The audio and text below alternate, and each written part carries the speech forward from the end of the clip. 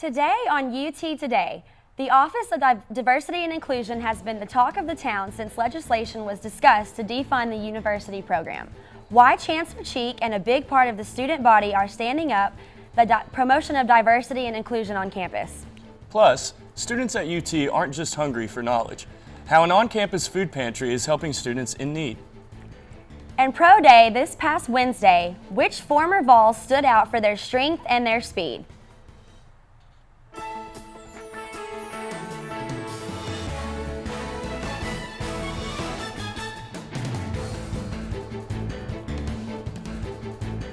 Thanks for joining us. I'm Nick Patillo. And I'm Haley Burton.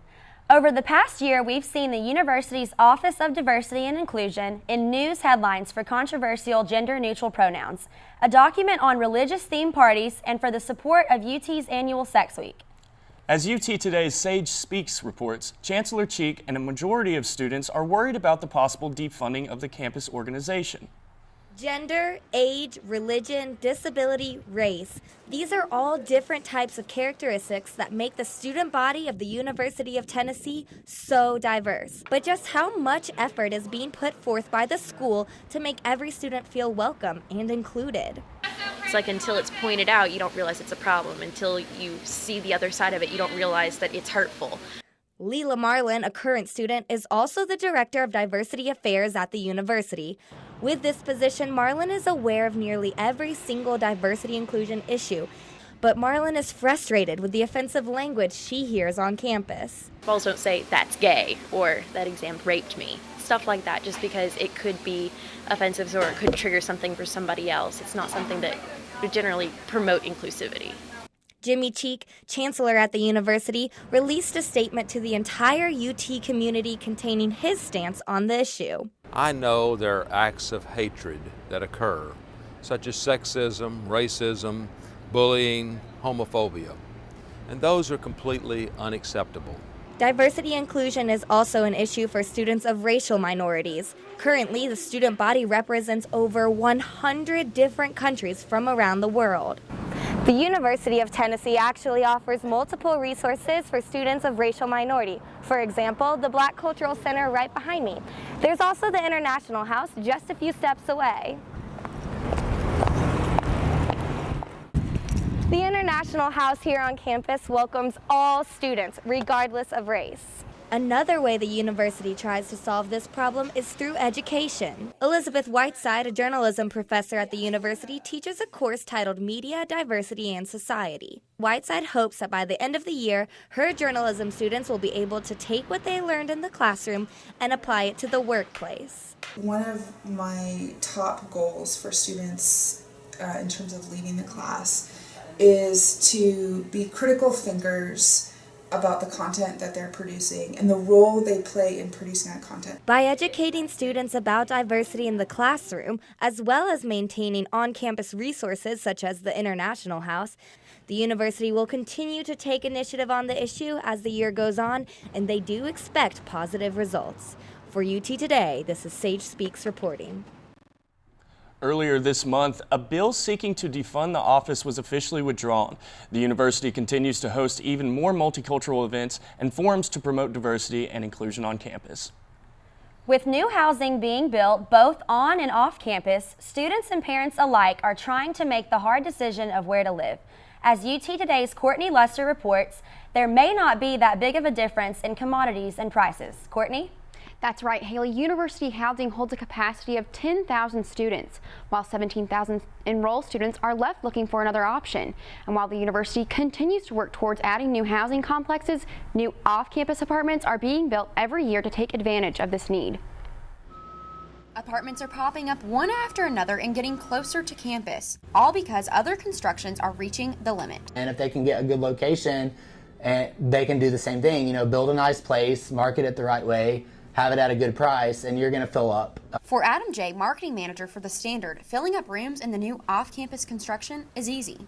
Housing says university dorms are a better option because of the distance to campus. However, right across the street, one of these off-campus apartments will soon be offering the same thing. which is why after 45 years, Dr. Cuevas, Director of University Housing, says the school is stepping up. When you look at the new ones that are being built, they'll be very comparable to what you're seeing in the off-campus market. The rooms are very comparable. The environment's comparable.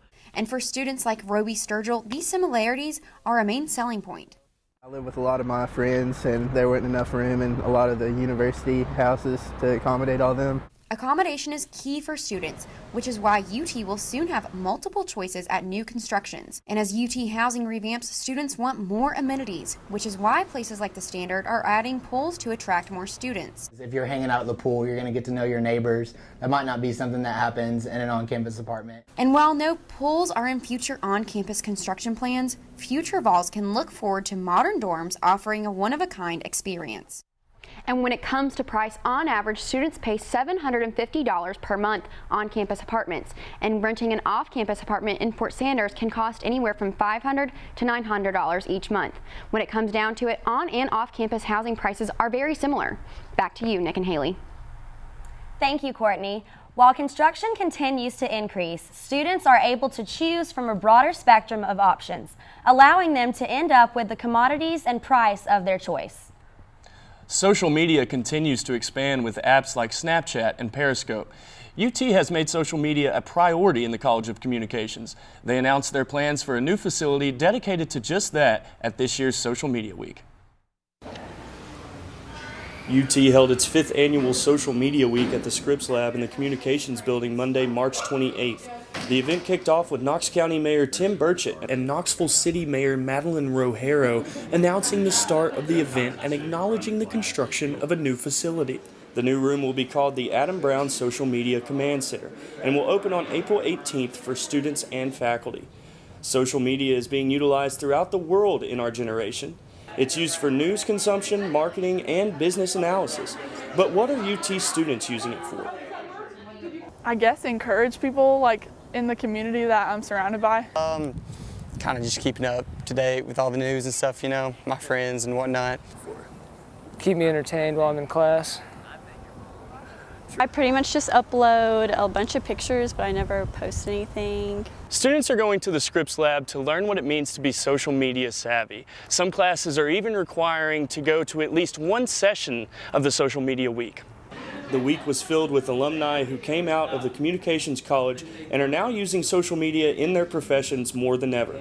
Dr. Courtney Childers, Associate Professor of Advertising at the university, helped to put this whole event together. In the planning stages, it's really important to initiate conversations with as many of alums as possible and get them back to campus, especially those that are very successful in the digital and social career paths. The college is excited to open up their new command center and see what the future holds in social media.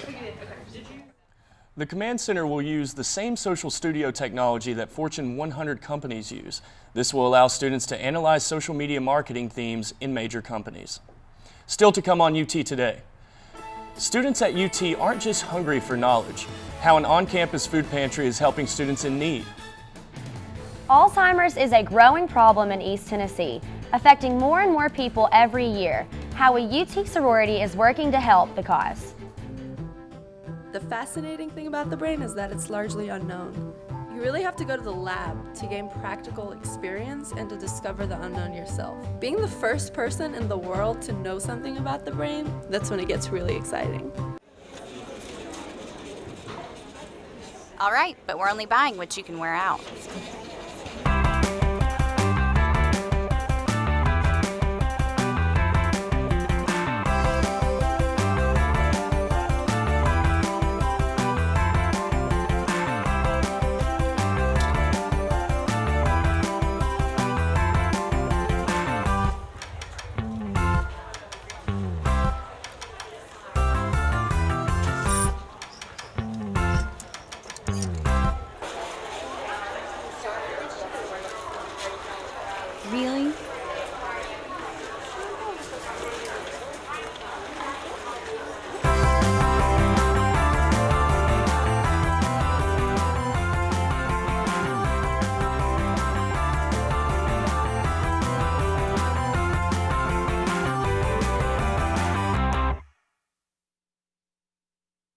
The class is called Campaigns. We take everything we've learned so far in PR and put it all together. The client is Autism Breakthrough of Knoxville. Having the experience of pitching to a real life client is great knowledge to have going into a real life.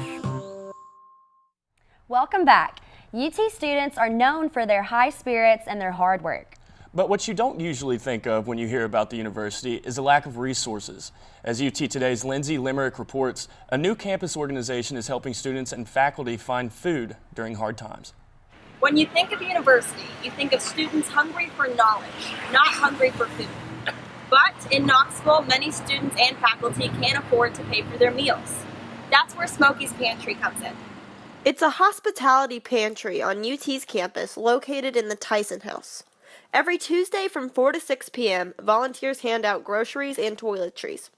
Rusty Graham, an intern for the pantry, works week to week on finding different ways to get volunteers involved.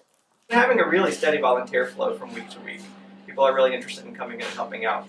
Rusty says Smokey's Pantry's goal is to target UT students and faculty, but that's not to say the entire community is not welcome. Smokey's Pantry will not turn a single person away. All you have to do is walk in, give your name and phone number in case there are any food recalls, and then you pick out the food you want. They don't even ask for IDs. Smokey's Pantry is brand new. It opened at the end of January, so a lot of people don't know about it. Rusty says most people that come in have just heard from word of mouth, but that doesn't mean they don't make a difference. Last week we served close to 90 people, and attendance has just been going up from week to week. Right now we're serving anywhere from 70 to 90.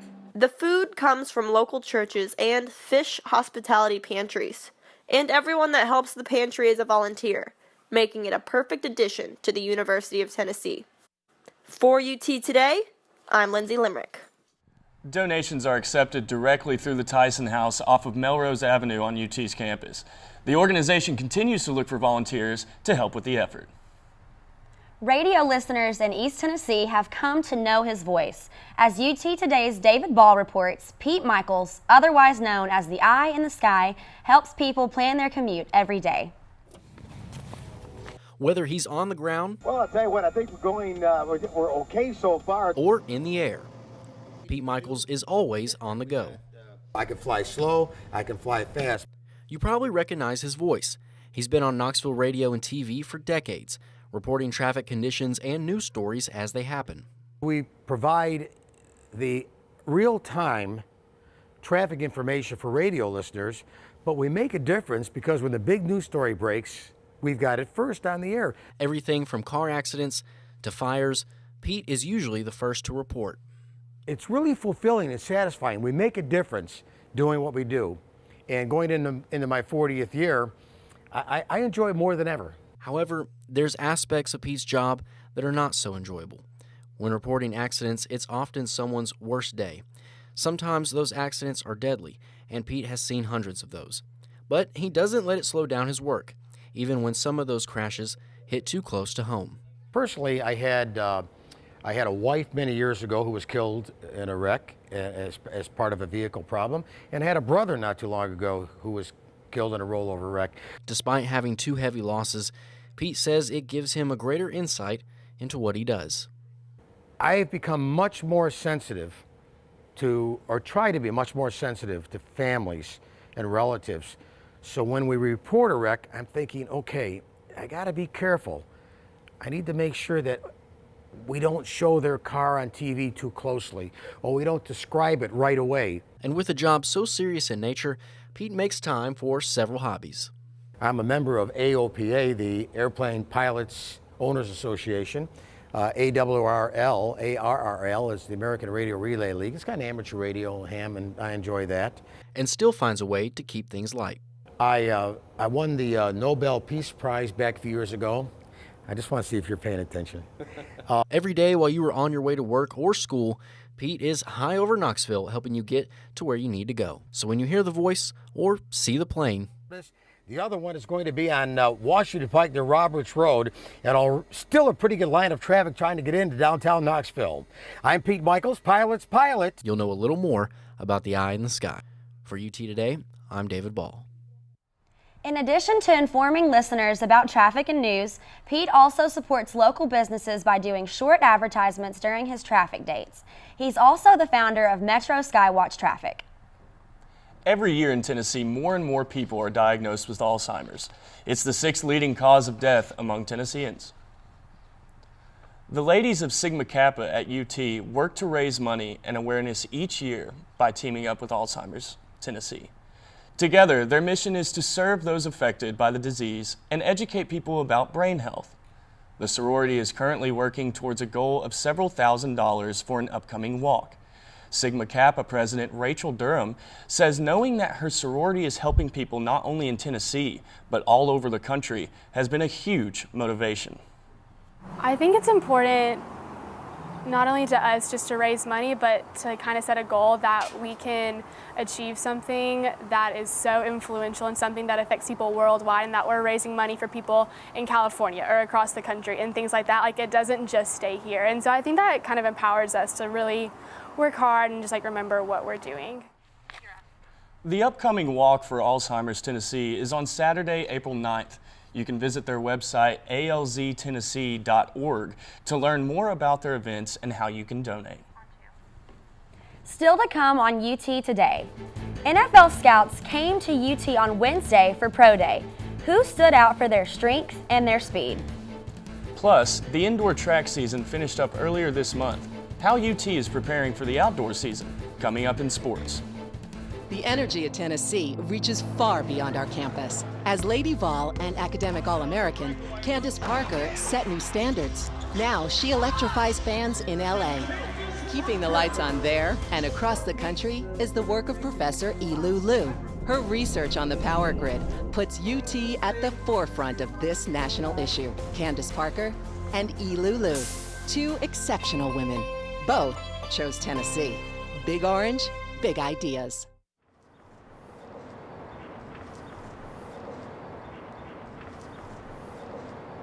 Oh, shoot. It's Friday.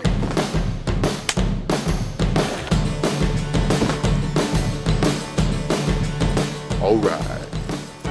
As noted on the syllabus, every Friday is Big Orange Friday. Today is Friday! Yeah, go Vols. Excuse me, sir. Can you tell me what day it is?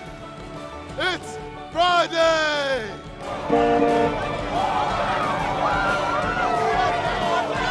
If you're a Tennessee Vol, every Friday is Big Orange Friday.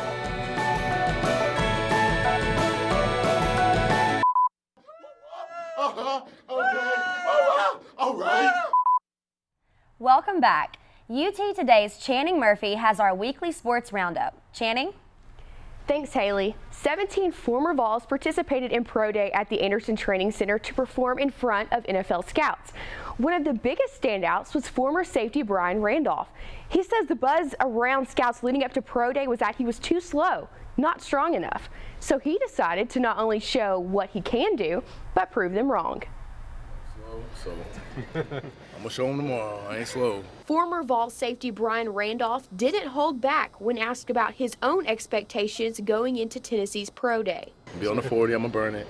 Randolph blazed past the stopwatches and recorded a 4.4 in the 40. That was the highest of the day and would have tied for 5th among defensive backs at this year's NFL Combine. But those weren't the numbers he was hearing from league scouts prior to Pro Day. They got the numbers from, but it was a bunch of nonsense to be exact. But what numbers were you hearing? 4.7. I was like, oh, I never ran 4.7 in 5th grade. I'm gonna do it now. Yeah, so I'm glad I got to prove that wrong. Randolph's 40 time not only caught the eyes of scouts from the 27 NFL teams represented, but even his former teammate. He's a freak, man. I mean, he impressed some people out here with the 40. Some people thought he was slow. For him to do that and come out and run that 4.4 and talk all that smack and back it up, the kid's got it. Speaking of talk, Randolph said people thought he didn't have the strength to record 30 reps on the bench press. Well, he got that.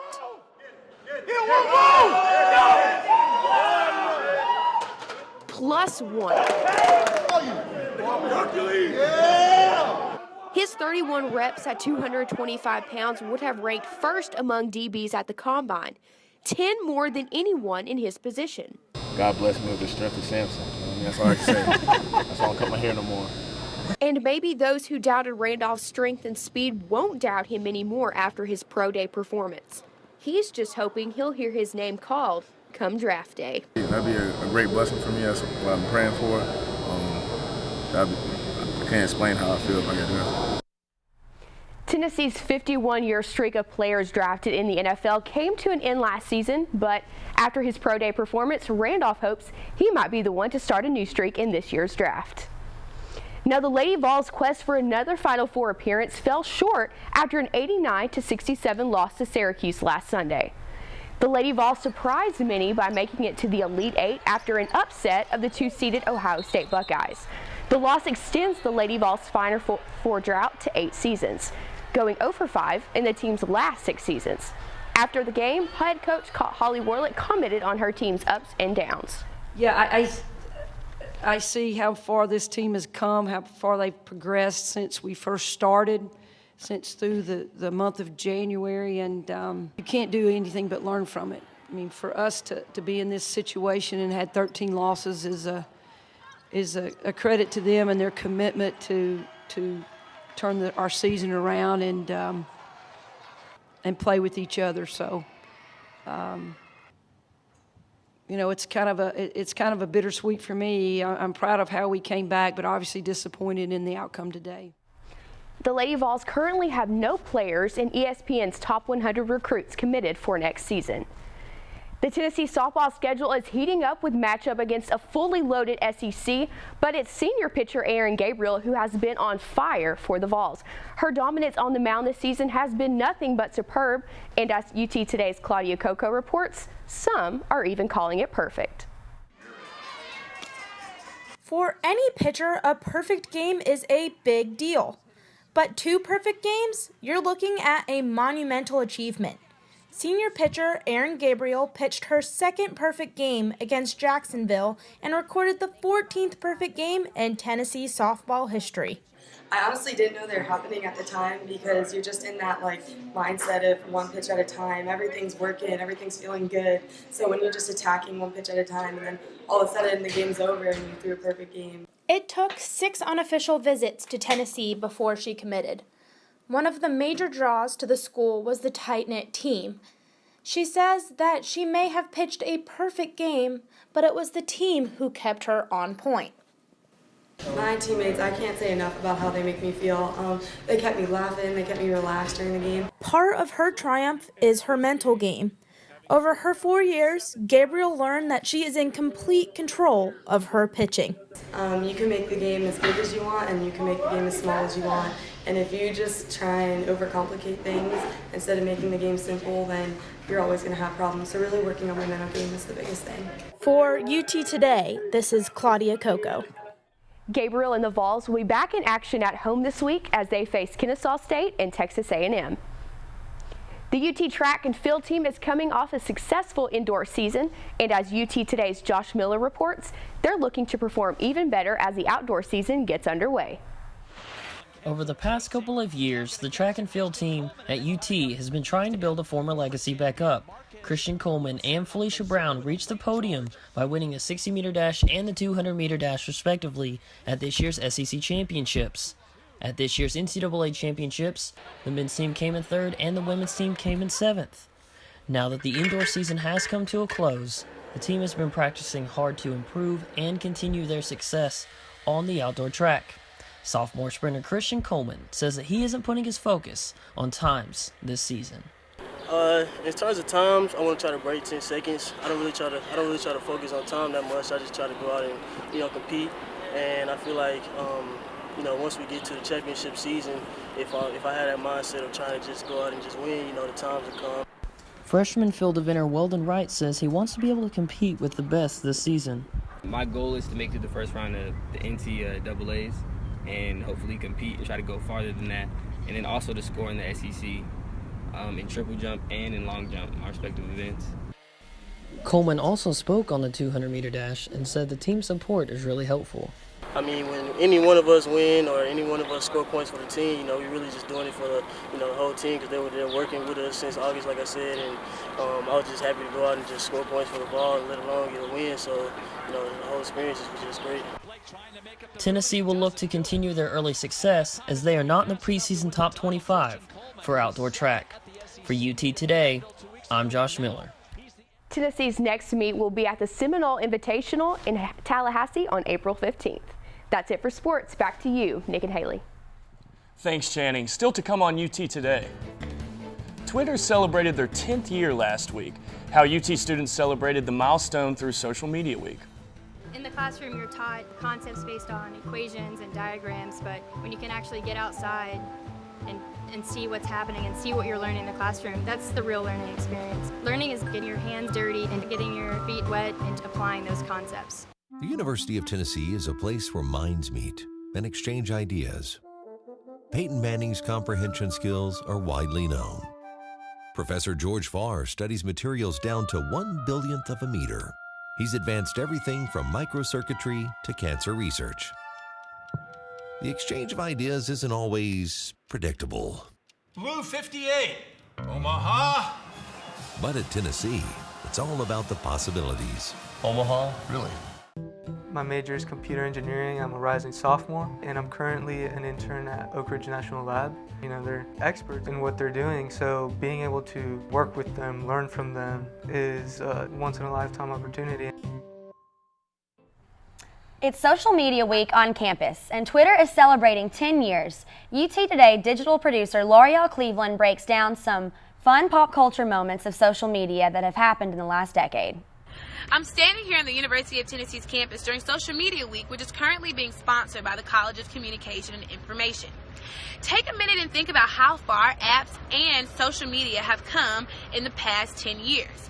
It's because of apps like this, Videolicious, that I can create a complete package on my phone. On March 21st, Twitter celebrated its 10th anniversary. So in 140 seconds or less, I'm going to take you through the top 3 moments that happened on Twitter. Check this out. On November 5th, 2008, President Barack Obama became the first black president and the first president to have a Twitter. And who could forget the 2014 Oscars? Ellen DeGeneres snapped her celeb pack selfie and got the most retweets ever. And lastly, astronaut Scott Kelly and fellow volunteer live tweeted from space in 2016. So there you have it. Cheers to another decade of Twitter. For UT Today, I'm L'Oreal Cleveland. Be sure to follow UT Today on Facebook and at UT_Today TV on Twitter. You can also visit our website, uttodaytv.com. Next week on UT Today, University Dining Services opened up the All-Star account on the Strip, how a lack of good food options is affecting UT students. And we'll talk about Mercedes Russell stepping up to the plate in the last few games of the Lady Vol season, why she could be a key player next season. Thank you for joining us. For UT Today, I'm Nick Patillo. And I'm Haley Burton. See you next week.